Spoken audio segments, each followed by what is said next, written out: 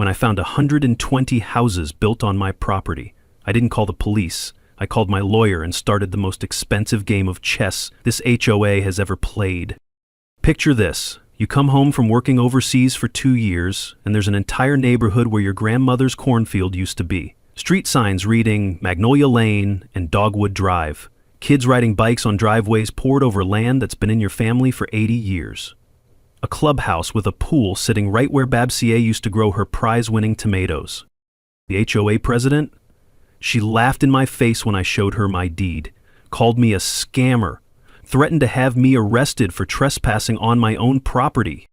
By the end of this story, I'll own their HOA, their management company, and if I play my cards right, their children's college funds. What would you do if you found an entire neighborhood built on your property? Let me know in the comments below, and drop a comment telling me where you're watching from. I want to see how far this HOA nightmare reaches. My name's Thaddeus Kowalski, friends call me Thad, and I'm a third-generation Polish-American who spent the last 15 years working oil rigs everywhere from the North Sea to the Gulf of Mexico. Tough work, good money, and it kept me away from home for months at a time. Home being 40 acres of Georgia clay that my grandmother Babsia left me when she passed. Babsier Kowalski was tougher than a $2 steak and twice as salty. She bought that land in 1943 with money she saved cleaning rich folks' houses. 40 acres of red dirt, pine trees, and the sweetest well water you ever tasted. The old farmhouse sat on a hill overlooking fields where she grew enough vegetables to feed half the county during the Depression. When she died 5 years ago, I inherited everything. The house, the barn, the timber rights, and every square inch of that beautiful, worthless-looking land. I kept paying the property taxes from whatever rig I was working. Figured I'd retire there someday. Fix up the old place, maybe raise some cattle. The smell of diesel fuel and salt spray was still in my clothes when I drove up that gravel driveway 2 weeks ago. What I found made my blood pressure spike higher than a Christmas tree.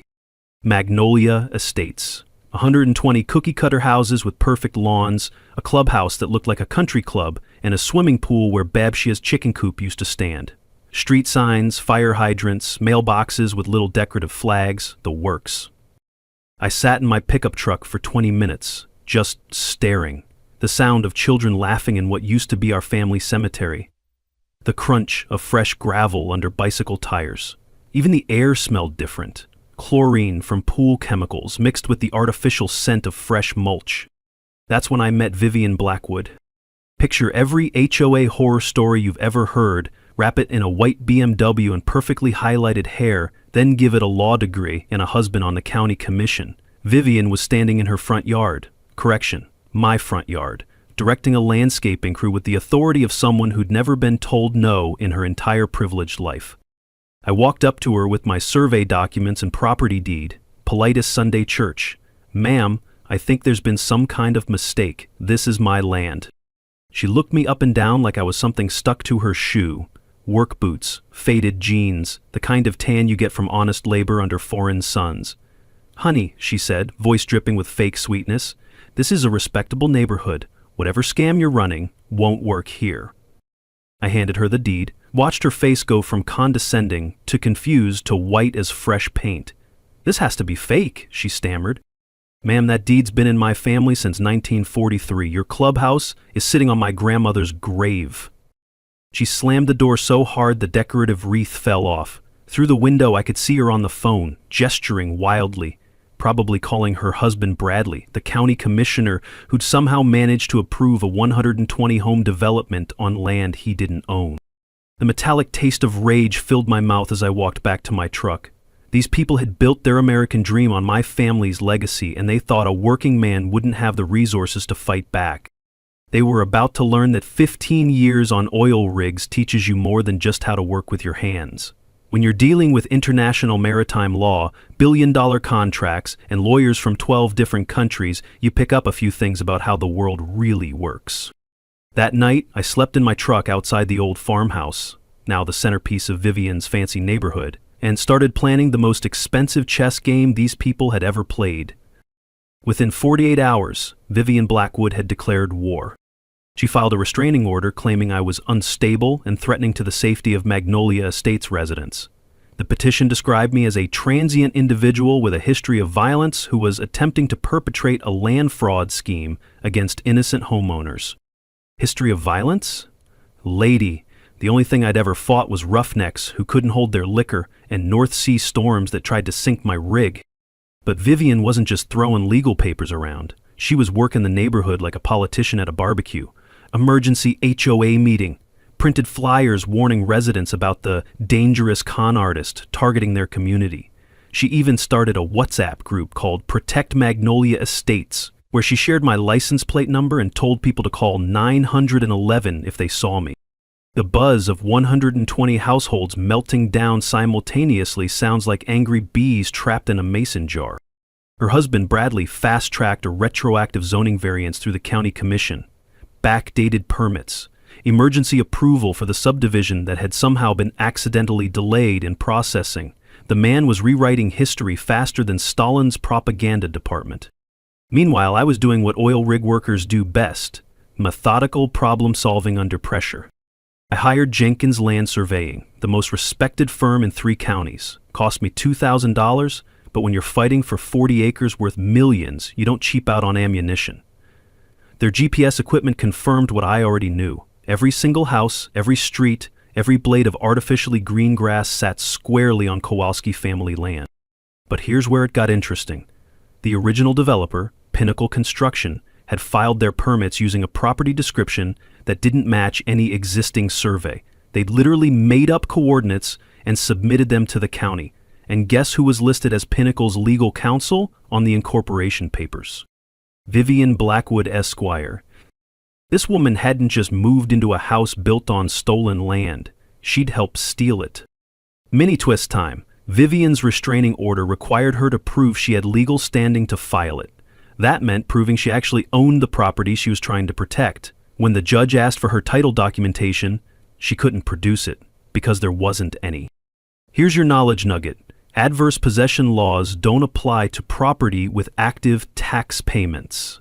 I'd been paying taxes on this land for 5 years straight, even while working overseas. Takeaway? Always check who's actually paying property taxes before assuming ownership. The judge gave her 30 days to produce clear title, gave me the right to post signs on my property during the investigation. I didn't post no trespassing signs, I went bigger. I spent $300 at the local print shop for vinyl banners. Big ones. Welcome to Kowalski Land, family owned since 1943. Included a QR code linking to the public records proving my ownership. Strung them up on fence posts throughout the development like Christmas decorations. The creak of old fence posts bearing the weight of truth sounds sweeter than church bells. But I wasn't done. If these people wanted to live on my land, they could pay rent. $50 per day per household. Posted notices on every door explaining the temporary trespassing fee structure while ownership was being determined.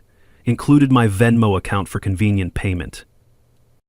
The neighborhood exploded. Property values dropped faster than a lead balloon. Real estate agents started warning clients away from Magnolia Estates. The Protect Magnolia Estates WhatsApp group turned into a digital civil war between residents who blamed Vivian for the mess and those who wanted to lynch me. Some folks actually tried to pay the $50, figured it was cheaper than lawyers. That's when I knew I had them. Vivian's next move was predictable. She tried to rally the troops, called another emergency meeting, rented the VFW hall when the clubhouse got too crowded, stood up in front of 200 panicked homeowners and promised them she'd destroy this outsider who threatens our way of life. The acrid smell of stress sweat in that packed hall could have peeled paint. But here's what she didn't know. I'd been recording everything, every threat, every lie, every admission that she knew the development was built on questionable land. My phone had been running continuously since our first conversation. When she stood up at that meeting and said, "We all know these people target hardworking families who've invested their life savings," she just handed me evidence of discriminatory intent. Maritime law teaches you to document everything because international contracts can hinge on a single recorded conversation. The sound of car doors slamming as residents rushed home to research property fraud lawyers was music to my ears. Vivian's next move came straight from the dirty politics playbook. If you can't win on facts, destroy your opponent's credibility. She hired Apex Investigations, a private detective agency that specialized in background research for family court proceedings. Translation: they dug up dirt on divorced dads and deadbeat spouses. Their job was to find something, anything, that would make me look like an unfit property owner.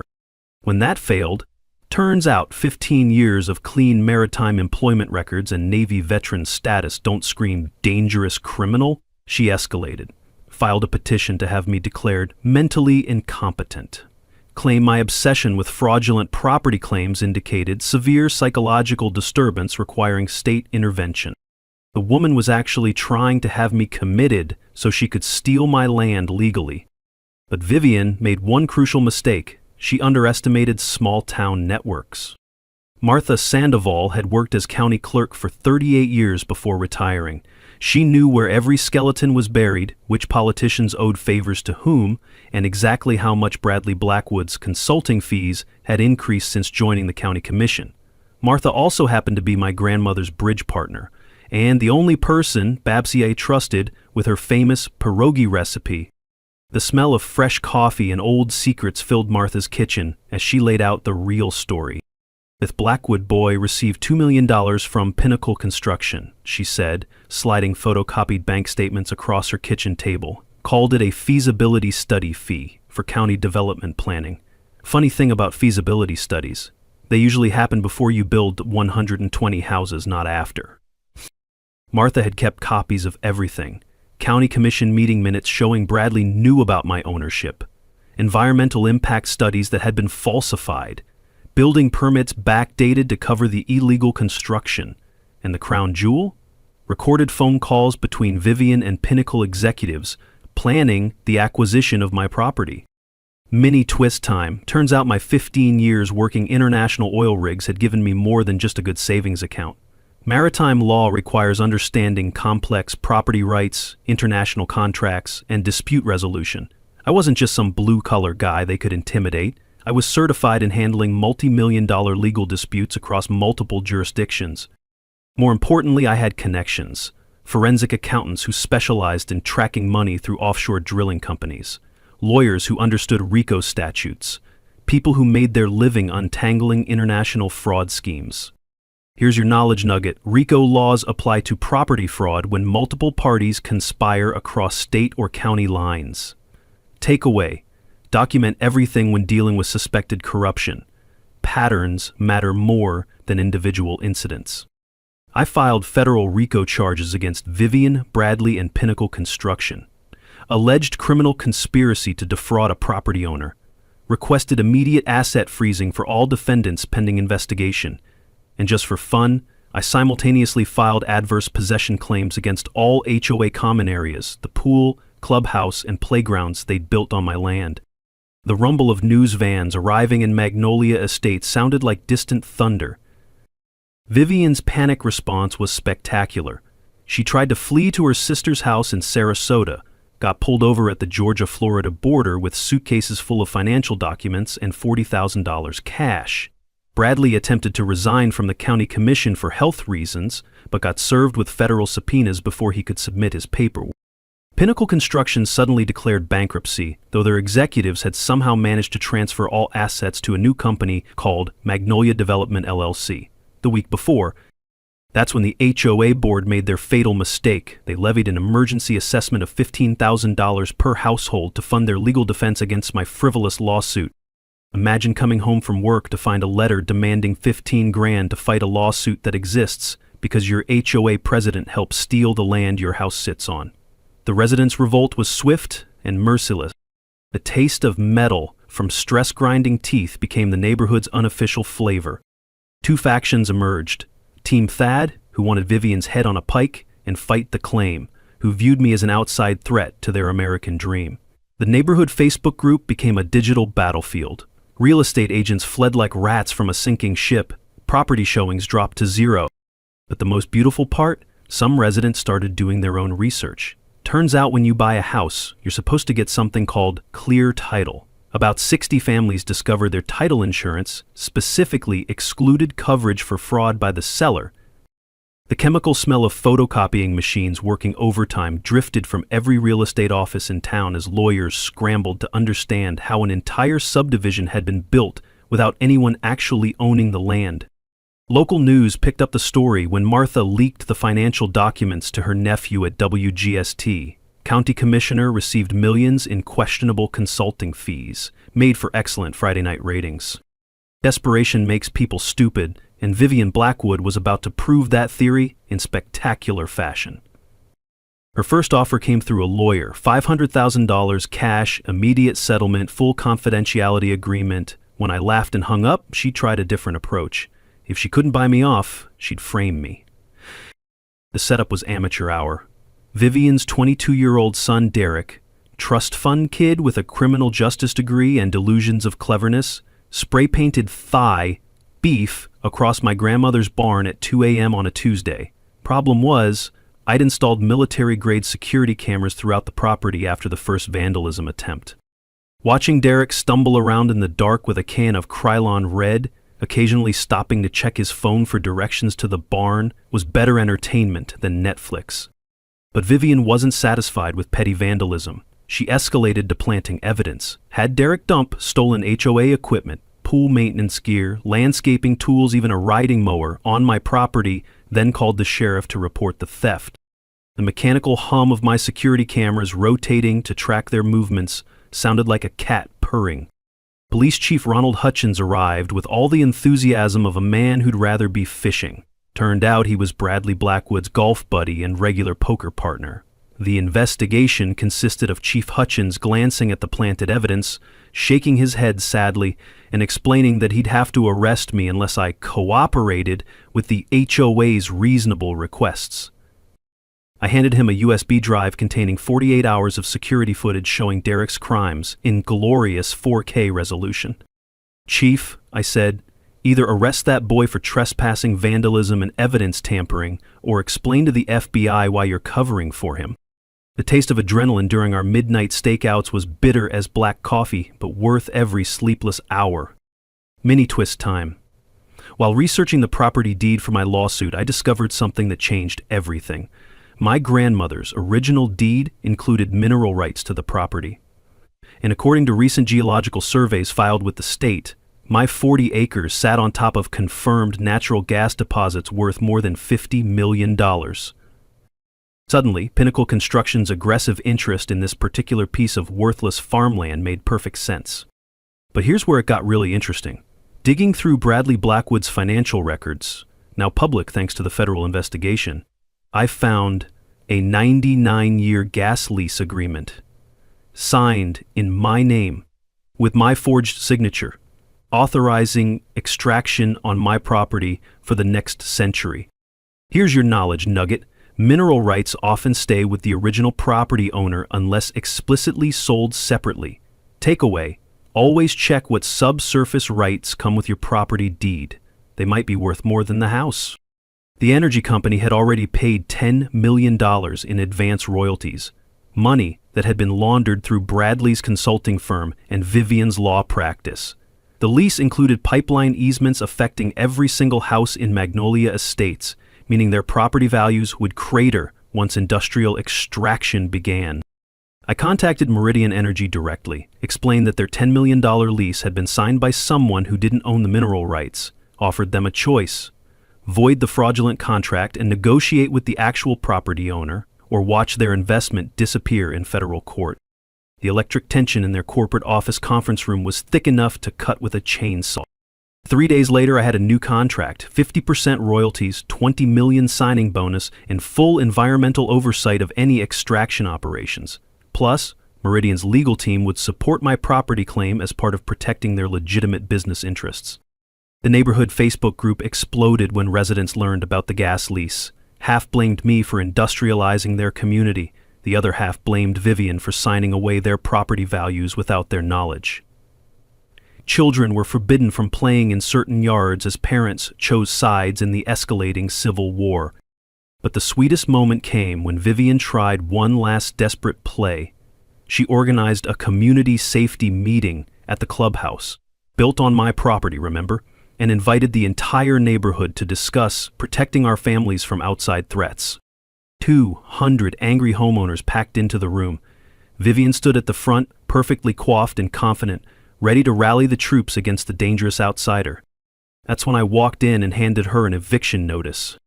"Mrs. Blackwood," I announced to the stunned crowd, "you're trespassing on private property. You have 30 days to vacate the premises."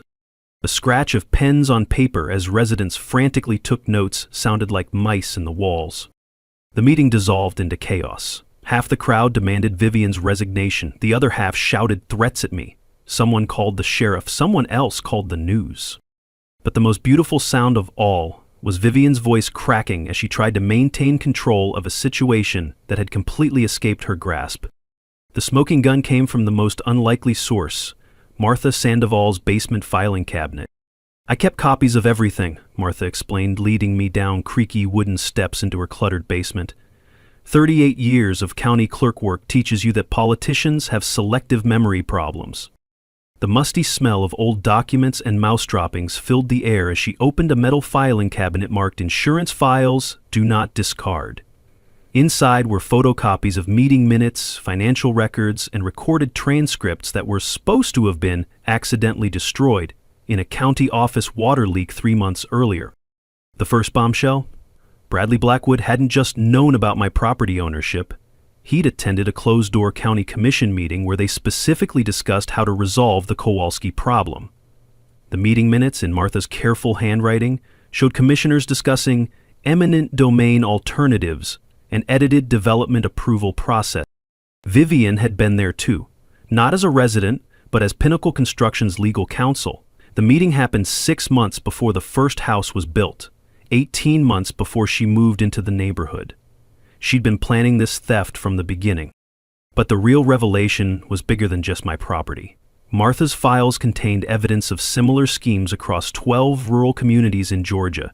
The same pattern: target absent military families, overseas workers, or elderly landowners, use shell companies to build developments on disputed land, corrupt local officials to provide retroactive approvals, then declare the original owners troublemakers trying to steal homes from innocent families. Vivian's law firm hadn't just specialized in clearing problematic titles. They'd pioneered a systematic method for stealing rural property. They called it productive land use optimization, which sounded much better than organized theft in their marketing materials. The financial web was staggering. HOA fees throughout the affected communities had been artificially inflated to funnel money into Bradley's campaign fund. County building inspectors, planning commissioners, and even some judges had received consulting fees from the development companies. The total fraud exceeded $100 million across multiple counties. But here's what hit me like a sledgehammer to the chest. My grandmother's original deed contained a covenant I'd never noticed. The land was to be used for the benefit of the community and its children. Babskiaya had included that clause because she remembered the Depression, when neighbors helped neighbors survive. The weight of that revelation settled on my shoulders like a lead blanket. This wasn't just about recovering my property anymore. It was about honoring my grandmother's vision while stopping these parasites from destroying other families. The mineral lease money could fund something meaningful: scholarships, community programs, maybe even affordable housing for working families. Martha's final surprise was the most dangerous: recorded phone calls between Vivian and federal energy regulators. She'd been trying to expedite pipeline approval by claiming she represented affected landowners who supported the project. The recordings proved she'd been impersonating me in conversations with federal agencies. That's a federal felony, multiple federal felonies actually. The warm feeling of purpose replacing cold anger was like stepping from winter into spring sunlight. I called my cousin Tommy at the Atlanta Journal-Constitution, investigative journalist with a nose for corruption and a personal grudge against HOA abuse, sent him copies of everything Martha had given me. "Thad," he said after reviewing the files, "this isn't just about your property. This is the biggest rural property theft scheme in Georgia history. We're talking Pulitzer Prize territory." Within hours, federal investigators were already building cases against the entire conspiracy. My RICO lawsuit had become key evidence in a multi-state investigation. Vivian and Bradley weren't just facing civil liability, they were looking at decades in federal prison. The sound of wind through cemetery trees during my visit to Babchia's grave seemed to whisper approval. Building a team to take down a criminal conspiracy is like assembling a crew for an offshore drilling operation. You need specialists who can handle pressure and won't crack when things get dangerous. Martha Sandoval became my intelligence officer. 38 years of county records were stored in her memory like a human filing system. She knew which officials took bribes, which judges played golf with developers, and exactly how much money had changed hands in backroom deals. Jake Morrison was my forensic accountant, recommended by a petroleum engineer I'd worked with in the Gulf. Jake specialized in following money through shell companies, offshore accounts, and the kind of creative bookkeeping that made Enron look amateur. The scratch of his calculator and the buzz of multiple computer screens running financial analysis software became the soundtrack of our war room. Rebecca Chin, environmental lawyer with 15 years fighting energy companies, joined when she learned about the fraudulent gas lease. She'd spent her career untangling exactly this kind of corporate government corruption. Her specialty was forcing disclosure of environmental impact studies and catching regulators who rubber-stamped dangerous projects. Tommy Kowalski, my journalist cousin, became our media strategist. While the feds built their criminal case, Tommy was crafting a narrative that would expose the pattern of rural property theft to the entire country. His investigation would run in 3 parts: the conspiracy, the victims, and the cover-up. Our legal strategy was multi-pronged warfare. Federal RICO charges to invoke treble damages, state fraud charges to pierce corporate veils, environmental lawsuits to halt pipeline construction, asset seizure petitions to freeze every bank account the conspirators touched. The smell of Chinese takeout and stale coffee filled my grandmother's kitchen as we worked 18-hour days mapping the conspiracy. Jake's financial audit revealed the scope of the theft. Vivian's law firm had received $12 million in consulting fees from development companies. Bradley's campaign fund had been artificially inflated by HOA fee diversions from 8 communities. Even the county assessor had received monthly payments disguised as property evaluation services. Knowledge nugget time. Title insurance doesn't protect against fraud by the seller when the seller never owned the property in the first place. Takeaway: always verify property ownership through multiple sources, not just title companies. Rebecca's environmental strategy was brilliant. She demanded full disclosure of all environmental impact studies for the gas extraction project. When Meridian Energy couldn't produce legitimate studies because Vivian had submitted falsified documents, the entire project faced federal shutdown. But my favorite part was the energy company gambit. I contacted 3 competing gas companies and told them Meridian's lease was fraudulent. Suddenly, there was a bidding war for legitimate mineral rights to property worth $50 million in natural gas deposits. Competition is beautiful. Meridian's original offer of $20 million became $40 million when ExxonMobil entered the bidding. Then Shell offered $60 million plus environmental cleanup guarantees. By the time the dust settled, I had an $80 million deal that included community benefit agreements, environmental monitoring, and cleanup bonds. The click of computer keys as Jake traced financial transactions sounded like rain on a tin roof. Meanwhile, we were building a coalition of victims from the other affected communities. Turns out, when you systematically steal rural property, you create a lot of angry farmers, veterans, and working families. Our victim database included over 300 families across 12 counties.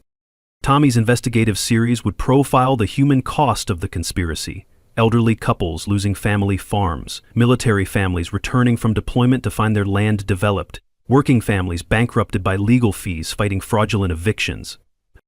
The technical preparation was military precise. Professional property surveys with GPS coordinates accurate to 3 inches. Title searches going back 150 years to establish clear ownership chain. Environmental assessments supporting the gas lease negotiations, engineering studies of pipeline routes that minimized disruption to existing homes. Our media campaign would launch simultaneously with federal arrests, Tommy's series in the Journal-Constitution. Social media campaign targeting property fraud awareness. A documentary filmmaker who specialized in corporate corruption stories had already expressed interest in the broader conspiracy. But the most satisfying element was community intelligence gathering. We identified residents in Magnolia Estates, who'd grown suspicious of Vivian's leadership, documented HOA rule violations by her allies, gathered evidence of discriminatory enforcement against minority families and single mothers. Here's another knowledge nugget. Mineral rights can be severed from surface rights in most states, meaning you might own your house but not what's underneath it. Check your deed carefully. Subsurface rights might belong to someone else entirely. The final piece was coordination with federal investigators. My evidence became their evidence. Our financial analysis supported their money laundering charges. Our victim interviews provided testimony for their conspiracy case. The buzz of multiple phone conversations coordinating legal strategy filled the farmhouse like electricity before a storm. By the time we were ready to spring our trap, we had federal prosecutors, state investigators, environmental regulators, and national media all working toward the same goal: complete destruction of a criminal conspiracy that had stolen over $100 million from rural American families. Cornered animals are dangerous, and Vivian Blackwood was about to prove that desperate criminals with political connections can be downright lethal. The accidental fire at the county records building happened on a Thursday night. Conveniently, the only files destroyed were those related to property disputes from the past 5 years. The fire department ruled it electrical failure, but somehow the sprinkler system had mysteriously malfunctioned in just that one storage room. The acrid smell of smoke and burned paper hung over downtown for 3 days, like evidence cremated in real time. But destroying public records wasn't enough for Vivian. She needed to destroy me personally. Enter Danny Kozlov, a disgruntled roughneck I'd fired from a North Sea rig 2 years earlier for showing up drunk. Suddenly, Danny was giving interviews to local news claiming I was unstable, violent, and had threatened crew members with violence. The interview was amateur hour. Danny couldn't keep his story straight, forgot which rig we'd supposedly worked together, and accidentally mentioned Vivian had paid him $5,000 for his courage in speaking out. The reporters smelled a setup faster than sharks detect blood. Meanwhile, the harassment escalated to physical intimidation. My truck got vandalized 3 times in 1 week. Tires slashed, windows broken, land thief keyed into the paint. The security cameras mysteriously malfunctioned during each incident, except for my backup system that Vivienne didn't know about. The real escalation came when they tried to poison my dog. Rex was a German Shepherd mix I'd adopted from a shelter, trained as a guard dog for the property. Someone threw antifreeze-laced hamburger meat over my fence. If I hadn't caught Rex before he ate it, they would have murdered my dog to send a message. The metallic taste of rage filled my mouth as I collected the poisoned meat for evidence. That's when I called Marcus Webb, a retired Marine Corps security consultant I'd worked with on overseas contracts. Marcus specialized in protecting executives from kidnapping in hostile countries. Protecting one machinist from HOA terrorists was vacation duty for him. Mini twist time. Marcus recognized the hired thugs immediately. They were off-duty sheriff's deputies from Paulding County, moonlighting for a private security firm owned by Bradley Blackwood's brother-in-law. The corruption network extended across county lines, with law enforcement officers acting as enforcers for the property theft conspiracy. Here's your knowledge nugget. Witness intimidation automatically elevates civil fraud cases to federal felony charges with mandatory minimum sentences. Takeaway: document all harassment. It often leads to much bigger criminal charges than the original crime. The federal interest was immediate and overwhelming. FBI agents opened a RICO investigation into the Multi-County conspiracy. My protected witness status meant federal marshals were monitoring my property 24/7. The harassment stopped immediately when word spread that federal agents were involved. But the community fracture was devastating to watch. Magnolia Estates had become an armed camp. Some residents hired private security companies to protect their families from outside threats. Others organized neighborhood watch groups to monitor suspicious activity. Children weren't allowed to play outside after dark. The neighborhood Facebook group had devolved into a digital war zone. Threats, accusations, and paranoid conspiracy theories dominated every discussion. Longtime neighbors stopped speaking to each other. Property showings ceased entirely as real estate agents refused to enter what they called the combat zone. Vivian's panic response was spectacular in its desperation. She attempted to flee the country with hidden offshore accounts containing $2 million cash. TSA agents found the money in her luggage at Hartsfield-Jackson Airport, packed in vacuum-sealed bags inside empty shampoo bottles. The sound of helicopters circling during federal raids became the neighborhood's new background noise. Her husband Bradley collapsed during the FBI raid on their house. Heart attack, according to the ambulance crew, though it looked more like a panic attack when agents started reading him his rights. Bradley's medical emergency didn't stop the search warrant execution. Federal agents just worked around the paramedic. Pinnacle construction executives started plea negotiations the moment their bank accounts got frozen. Amazing how quickly corporate loyalty evaporates when people face 20-year prison sentences. They were offering testimony against Vivian and Bradley in exchange for reduced charges.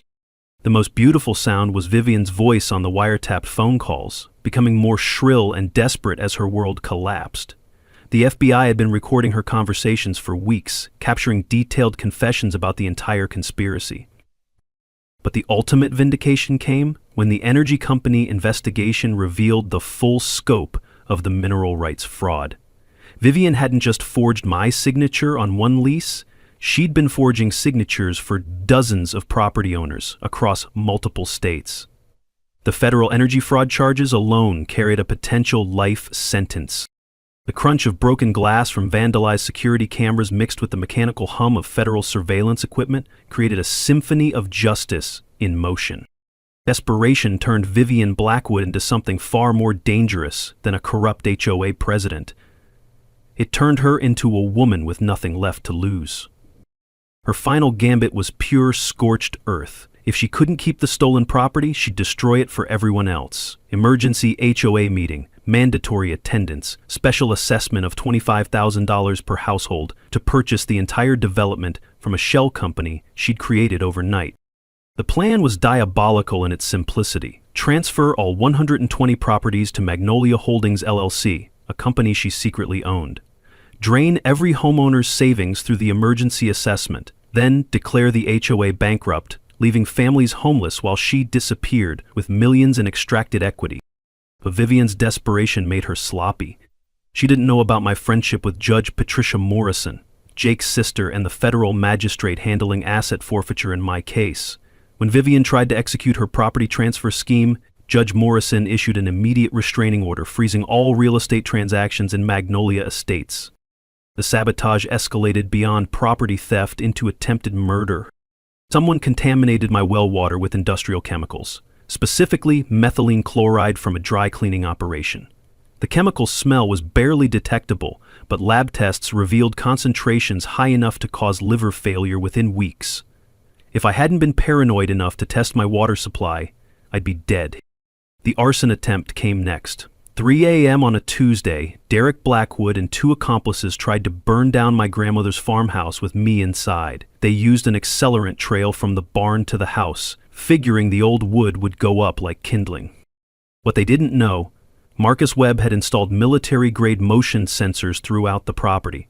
The alarm system woke me before they lit the first match. My security footage captured everything in infrared, 3 figures pouring gasoline, lighting the trail, then panicking when the fire spread faster than expected. The sound of sirens cutting through rural Georgia darkness was sweeter than gospel music. Mini twist time, the FBI sting operation had been running for weeks.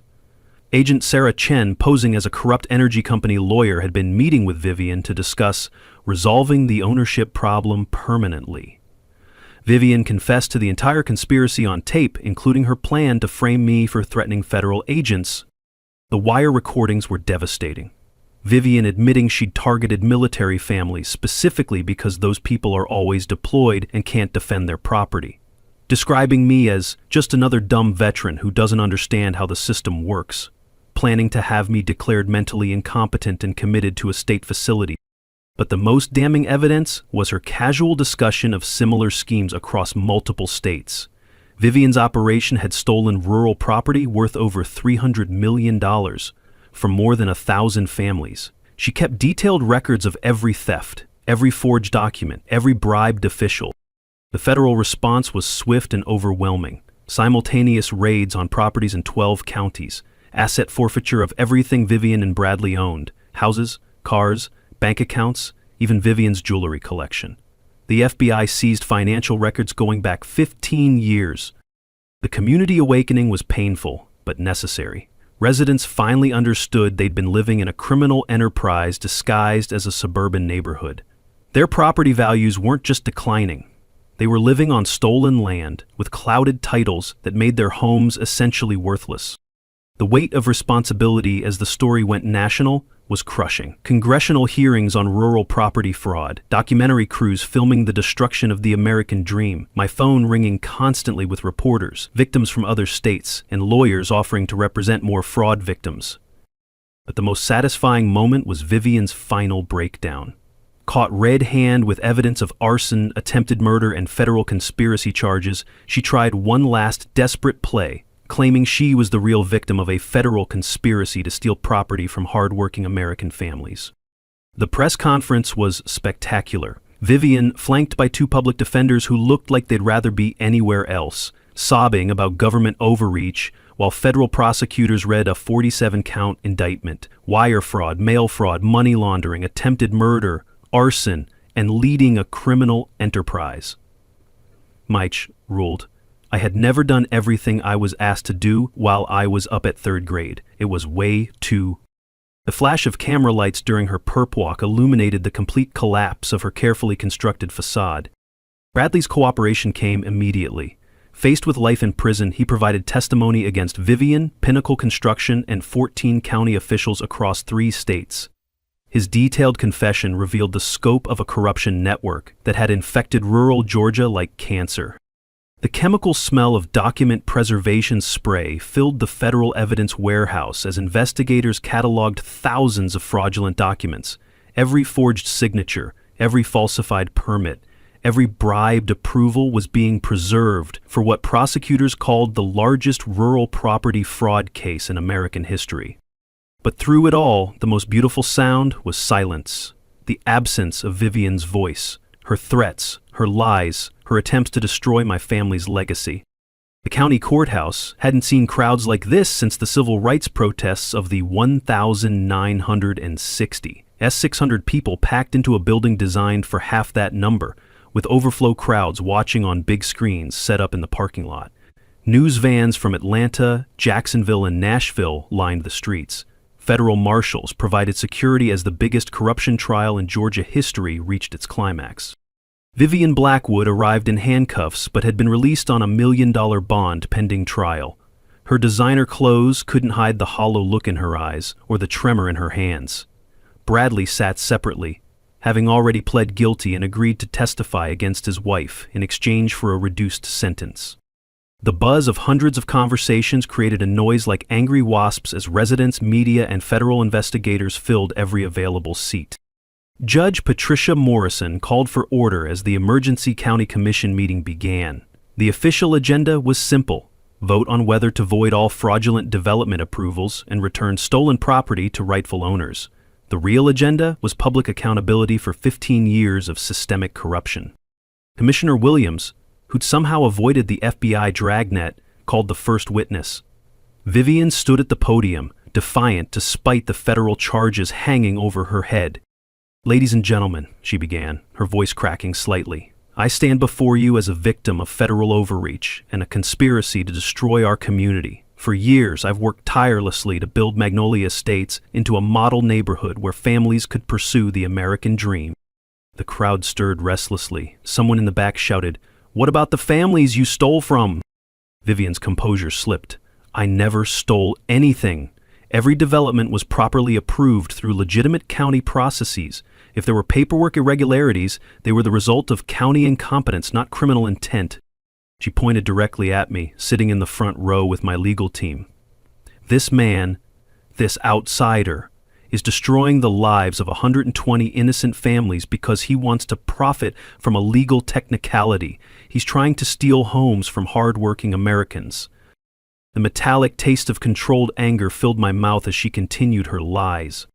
As members of this community, Vivian's voice rose to evangelical fervor, we cannot allow government agents and outside agitators to destroy what we've built together. These people target successful communities because they hate seeing ordinary Americans prosper. That's when Agent Sarah Chen stood up from her seat in the gallery. the same FBI agent who'd been posing as a corrupt lawyer to gather evidence against Vivian. "Your Honor," Agent Chen announced, "I'd like to present evidence directly relevant to Mrs. Blackwood's testimony." The courtroom fell silent as Agent Chen activated a portable speaker system. Vivian's voice filled the room, clear as crystal from the wire recordings. "Those people are always deployed and can't defend their property. Military families, overseas workers, they're perfect targets, because by the time they discover what happened, we've already sold half the lots." Vivian's face went white as her own words condemned her. The recording continued. "That Kowalski veteran thinks he can threaten our operation? I've destroyed bigger men than him. We'll have him declared mentally incompetent and committed to a state facility. Problem solved." The crowd exploded. Shouts of rage, calls for justice, the sound of 600 people realizing they'd been living in a criminal enterprise. Federal marshals moved to maintain order as residents surged toward the witness stand. Judge Morrison gavelled for silence, but the damage was done. Vivian's public facade had cracked completely. That's when I stood up and walked to the podium. The room quieted as I faced the community that had been built on my stolen land. "Mrs. Blackwood," I said, my voice carrying clearly through the packed courthouse, "you called me an outsider, but my family has owned this land for 80 years. My grandmother grew vegetables on this soil during the Depression to feed her neighbors, for free. She included a covenant in the original deed requiring this land benefit the entire community." I turned to address the crowd. "You're not my enemies. You're victims of the same criminal conspiracy that targeted my family. Vivian Blackwood didn't just steal my property. She stole your security, your property values, and your trust in the American dream." The flash of cameras captured every word as I delivered my prepared statement. "Today, I am announcing the creation of the Babcia Kowalski Community Trust, funded by Mineral Rights Settlements. $80 million for scholarships, affordable housing, and community development. Because my grandmother always said, land should help families build better lives, not destroy them." The standing ovation lasted 3 full minutes. Even some of Vivian's former allies were applauding as the truth finally sank in. Commissioner Williams called for the vote, unanimous approval to void all fraudulent permits and return property to legitimate ownership, unanimous approval for criminal referrals to federal prosecutors, and unanimous approval for Vivian Blackwood's immediate removal from all county positions. As federal marshals escorted a sobbing Vivian from the courthouse, her final words were captured by every camera. "This isn't over. You'll regret destroying me." But it was over. The mic had been dropped, and justice had been served. 6 months later, I'm standing in what used to be my grandmother's vegetable garden, watching kids play on swings funded by mineral rights money that criminals tried to steal. The sound of children's laughter where Babcia once grew her prize-winning tomatoes feels like the universe coming full circle. Vivian Blackwood received 15 years in federal prison for conspiracy, fraud, and racketeering. Her husband Bradley got 10 years plus $50 million in restitution after his full cooperation with prosecutors. 14 county officials across 3 states faced federal charges, and the FBI expanded their investigation to 12 other states where similar schemes had been operating. The Pinnacle Construction executives flipped faster than pancakes at a church breakfast, providing evidence that led to the conviction of the entire criminal network. Their detailed testimony revealed over $300 million in stolen rural property across the Southeast. But the real victory wasn't the prison sentences, it was what we built from the ashes of corruption. The Babcia Kowalski Community Trust started with $80 million from the mineral rights settlement, but grew to over $120 million when other energy companies bid for extraction rights. The trust operates under strict environmental guidelines, with community oversight and guaranteed cleanup bonds. Every family in Magnolia Estates received clear title to their property at no cost. The trust paid all legal fees, title searches, and even property tax adjustments. Nobody lost their home because of Vivian's crimes. In fact, property values stabilized once the legal cloud was lifted and the Community Development Fund was established. The scholarship program has already changed lives. Emma Rodriguez, whose single mother cleaned houses to afford their mortgage, received a full ride to Georgia Tech for engineering. Marcus Thompson, son of a deployed Army sergeant, got into Emory pre-med with all expenses covered. 68 kids in the first year alone, with priority given to children of military families and working-class parents. The annual Babcia Kowalski Community Festival happens every September on the anniversary of her birth. Last year, over 3,000 people attended. We serve pierogi made from her original recipe, host live music on a stage built where the old barn used to stand, and present scholarships to local students. Even some of Vivian's former supporters volunteer at the food booths now. The community center, built on land I donated adjacent to the subdivision, hosts everything from voter registration drives to senior citizen meals. The smell of fresh coffee and friendly conversation fills the building most mornings as neighbors, who once glared at each other across property lines, now work together on community projects. But my favorite part is the community garden. 40 raised beds where residents grow vegetables, herbs, and flowers. Martha Sandoval, now 81, teaches traditional canning methods to young mothers. Kids learn where food comes from. Families who couldn't afford fresh produce now have garden plots that feed them year-round. The environmental monitoring program ensures gas extraction operations meet the highest safety standards. Community representatives inspect every pipeline, monitor air and water quality, and have veto power over any operations that threaten public health. The energy companies initially resisted the oversight, but discovered that community support actually makes their operations more efficient. Tommy's investigative series won a Pulitzer Prize for exposing rural property fraud schemes across the country. His documentary Stolen Land, The American Dream Hijacked led to congressional hearings and new federal protections for overseas workers and military families. The story sparked similar investigations in 15 other states. I live in the renovated farmhouse now, surrounded by a community that understands the difference between neighbors and predators. The taste of well water that runs clear and sweet reminds me daily that some victories are worth fighting for, no matter how long it takes. The texture of rich Georgia soil between my fingers as I plant Babcia's heirloom tomatoes connects me to 3 generations of family history. But it's the sound of children playing safely in their yards that tells me we've honored her memory properly.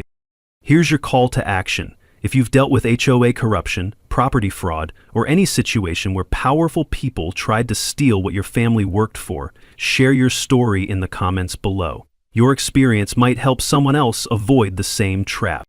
And remember to hit that subscribe button for more stories about ordinary people fighting back against extraordinary corruption. Because sometimes, when you refuse to give up, the little guy really does win. Your grandmother's land might be worth more than you think. Check those deeds. Know your rights. And never let anyone tell you that working people can't fight City Hall and win.